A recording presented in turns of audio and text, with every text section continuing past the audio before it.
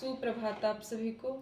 लावा परछन गीत उत्तर भारत के राज्यों में विवाह के समय गाया जाने वाला एक पारंपरिक गीत है जिसमें भाई बहन का एक भावुक पल होता है। तो आज हम आप सभी को लावा परछन गीत सुनाएंगे। अगर आप लोग को अच्छा लगे तो अपने विचार कमेंट बॉक्स में ज़रूर बताएं। धन्यवाद।